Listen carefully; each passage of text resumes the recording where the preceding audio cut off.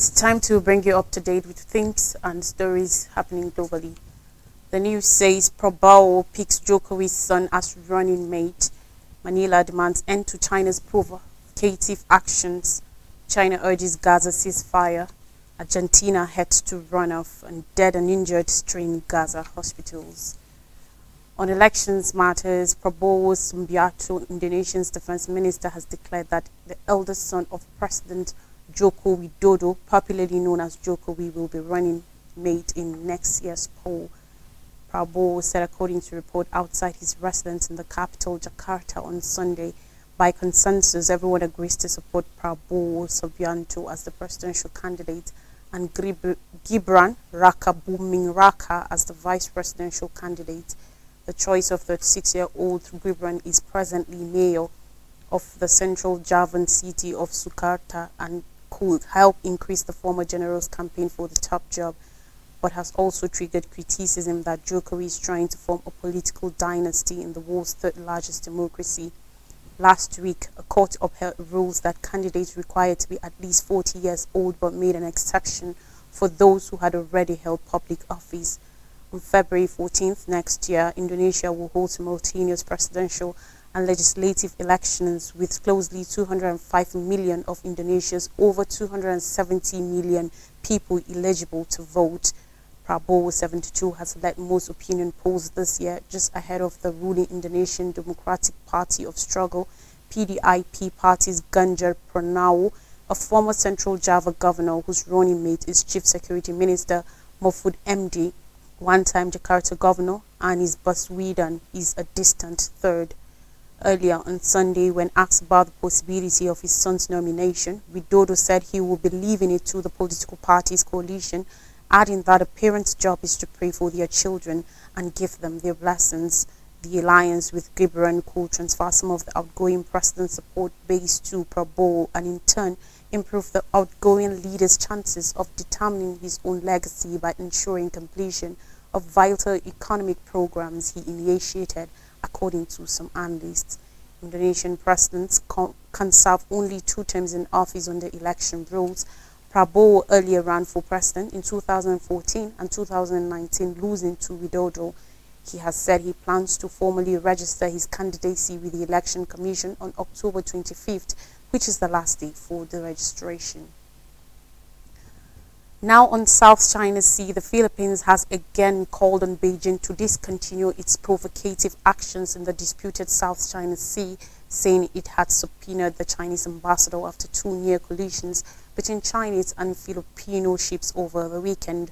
On Sunday, the incident took place near Second Thomas Shoal, which lies within Manila's exclusive economic zone EEZ, as the Philippines tried to resupply sailors on the Sierra Madre, a ship it grounded there in 1999.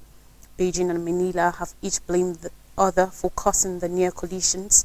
A spokesperson for the Philippines National Security Council, Jonathan Malaya, said, according to a report on Monday, that one of the Philippines' boats was destroyed in the incident, although nobody on board was wounded. Coast Guard Commander J. Tariela said the damage resulted to more than a scratch, but that its seaworthiness will be more closely assessed once the ship was back in port. On Sunday, Beijing acknowledged that there had been a near collision between the ships, but said it was the Philippines' fault. China's Ministry of Foreign Affairs said the vessels were traveling headlong towards the lagoon and the Chinese ships took professional and restrained action to uphold China's territorial sovereignty and maritime rights and interests. It added that it will continue to take such actions in defense of its maritime rights. Meanwhile, Manila said that Chinese vessel engaged in dangerous blocking exercises and said a Philippine Coast Guard vessel escorting resupply boats was also bombed by a ship from China's maritime militia. Beijing continues to claim almost the whole South China Sea under its 9-9, even after it was ruled to be without basis by an international court in July 2016.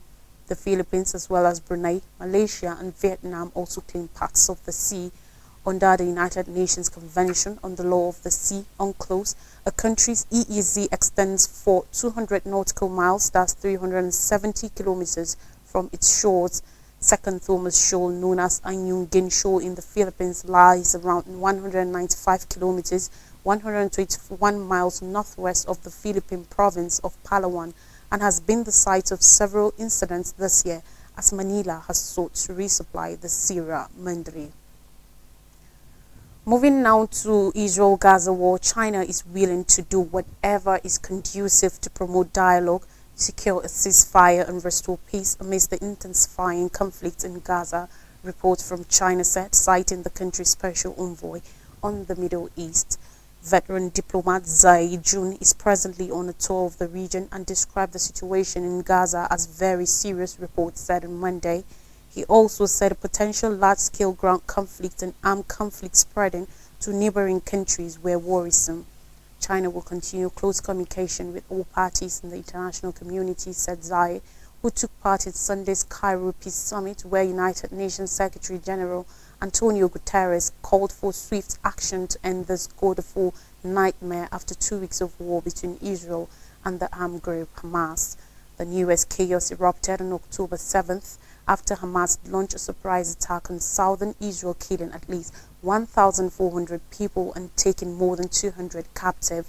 Israel responded with force, declaring war on the besieged Gaza Strip and subjecting the territory to relentless bombardment. At least 4,651 Palestinians have been killed so far. At the Cairo meeting, Zai called for an immediate ceasefire and an end to the fighting as quickly as possible, the Ministry of Foreign Affairs said. In a statement, China believes that force is not a way to resolve the problem and that responding to violence will only lead to a vicious cycle of revenge, Zai said. Beijing has maintained good relations with Israel but has also supported the Palestinian cause for decades. The Chinese envoy is on a diplomatic tour of the region aimed at trying to secure an avenue for humanitarian supplies into the territory and work towards a ceasefire. He has already held phone calls with foreign ministries and foreign ministers from countries including Palestine and Israel, as well as with representatives from the United Nations and European Union. China has provided and will continue to provide emergency assistance to Palestinians through the United Nations and via bilateral channels to help alleviate the humanitarian crisis, according to reports. The Rafah crossing between Gaza and Egypt was opened at the weekend to allow some aid trucks into Gaza, with a convoy of 17 trucks carrying medical aid, food and water entering the territory on Sunday.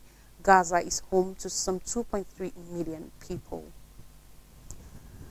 Meanwhile, on politics, Argentina is headed for a runoff vote between Economy Minister Sergio Massa and the far-right libertarian Javier Milei after a better-than-expected performance by the ruling Peronistic coalition's candidates in the country's presidential poll. Massa led Milei by 36.6% to 30%, with 98% of the votes counted on Sunday night. Argentinians will choose between the two candidates in a runoff election next month, with the winner to take office on December 10th. The outcome is a surprise amidst widespread voter outrage over the government's track record on the economy, which includes inflation of 140% and a 40% poverty rate. Milei, an eccentric economist and self-described anarcho-capitalist, had led Massa in the elections, buoyed by public discontent over decades of economic decline and runaway prices. The 53-year-old leader of the Liberty Advances Party has promised to slash public spending by 15% and undertake radical economic reforms, including abolishing the central bank and switching the Argentinian peso to the US dollar. He has also staked out conservative positions on social issues, opposing abortion and sex education, railing against political correctness, and disputing humans' role in climate change. He is the only one who understands the situation in the country and understands how to save it, Buenos Aires student Nicolas Moscado, 22, was quoted as saying, according to reports. Massa, who argued that Milei's proposed spending cuts will hit people's pockets, announced income tax cuts for much of the population ahead of the vote. Peronism is the only space that offers the possibility that the poorest of us can have basic things at our fingerprints, bricklayer Carlos Gutierrez, 61, was quoted as saying, according to reports on Sunday. To win outright in Sunday's vote, a candidate will have needed more than 45% of the vote, or 40%, and a 10-point lead. Election authorities said the turnout was about 74%, up from the August primaries, but lower than the 81% participation at the last general election. They are running out of material to cover the dead at the Al-Qassam Mataiz Hospital in central Gaza. The bodies are stacked in the country outside. Inside the hospital, doctors grapple to catch up and patch up the walking injured and save the gravely wounded, but stocks of medicine and supplies are dwindling by the day. According to reports, a facility overwhelmed with casualties where doctors were racing to finish procedures were moving on to the next patient. Some of the images which have emerged from the hospital on Sunday are too graphic to share. Children, including at least 2 babies, are among the dead. Officials from the Hamas-controlled health ministry said over 100 people were killed as Israel carried out airstrikes overnight. In response, the Israeli military said, according to reports, that it had targeted nearby areas based on intelligence information confirming the presence of a Hamas leader in the area adjacent to the hospital, who gave orders to fire towards Israel from that area. On Sunday morning, a stream of vehicles was seen carrying wounded people to the hospital. He described the situation as unbearable, adding, "Despite everything we've witnessed before, these are scenes we've never seen." Similar scenes are being played out at hospitals across the territory as the Israel-Gaza war stretches into its 3rd week. At the Al-Quds Hospital in Gaza City's Tel Al-Hawa area, bombs struck nearby buildings as a team of 23 doctors and nurses treated more than 500 people, according to a message from a doctor in the place. Patients and civilians sheltering in the hospital were living in a state of terror. The doctor, who did not want to be identified, said for his own safety, said in a message, and amidst the health situation he described a catastrophic. Doctors had to decide who to treat first. The rest joined the queue. More stories still on Gaza-Israel war as deaths rise, trickle of assistance enters Gaza. On Sunday, a second convoy of desperately required aid entered Gaza as Israel widened its offensive against Hamas and its regional enemies, intensifying airstrikes on the besieged enclave, targeting the occupied West Bank and striking Hezbollah cells in Lebanon. On Sunday, overnight strikes appeared to be the most sustained bombardment of northern Gaza in the past 2 weeks, according to a team on the ground in southern Israel, and come as Israel Defense Forces IDF gets ready for a potential large ground operation with huge numbers of troops and tanks amassed at the border. At least 26 people were killed in Israeli strikes on the Jabalia refugee camp, one of the largest in Gaza. The director of the Indonesian hospital in Gaza, Atef Al-Khalud, said according to report.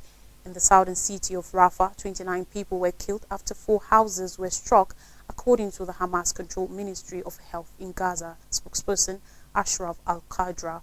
The bombs hit buildings in Rafah, Khan Yunis, central Gaza, and Gaza City, including homes, the Palestinian Interior Ministry in Gaza said. The IDF said on Sunday night that it struck dozens of Hamas terror targets in Gaza without clarifying further. The Israeli siege and near constant bombing of Gaza in response to the October 7th murder and kidnap rampage by Hamas has leveled entire neighborhoods, including schools and mosques, and devastated the already insufficient healthcare system. Doctors describe catastrophic conditions at one central Gazan hospital as electricity and fuel supplies run out and crippled medical facilities rapidly become overwhelmed with casualties amid a weekend of ramped-up strikes. Dr. Iyad Isa Abu Zahar, Director General of Al-Aqsa Mataiz Hospital in Gaza, described a bloody day for his staff report said on Sunday, saying the hospital has received up to 166 bodies and over 300 injured people. Life-saving medicines to keep preterm babies alive are perilously low, and the exhausted medical team is overwhelmed with the number of sick babies, he said. A small gleam of hope to alleviate some of the suffering came in the form of 2 separate humanitarian convoys over the weekend, crossing the Rafah border crossing with Egypt with at least 34 trucks carrying food, water, medicine, and medical supplies. However, the trucks did not bring in fuel, which is key for running hospitals and treating water in the isolated territory, according to the United Nations Relief and Works Agency, UNRWA, spokesperson Julia Tuma. Israel has said that fuel will be purloined by Hamas. Aid workers and international leaders have warned that the supplies are insufficient to combat the catastrophic humanitarian situation in Gaza that is home to more than 2 million people. The Palestine Red Crescent Society said it's a drop in the ocean of what is needed. Now in Africa, aid from Egypt enters Gaza. Trucks carrying aid have crossed from Egypt into war-torn Gaza for the second day in a row as Israel intensifies strikes on the Palestinian enclave in the war sparked by Hamas' bloody attack. On Sunday, 17 aid trucks entered the Gaza Strip from Egypt to provide assistance to the Palestinian territory, which has been bombarded and besieged by Israel since the beginning of the conflict, with Hamas, reports said. After the first convoy of 20 trucks passed through on Saturday, the United Nations estimated that the cargo was only equivalent to 4% of Gaza's daily imports before the start of the war. They also stated that at least 100 trucks per day will be needed for the 2.4 million Gazans, half of whom are children who are deprived of essential supplies. And let's take a quick break, and when I come back, I'll bring you some more stories from Nigeria. Just stay with us.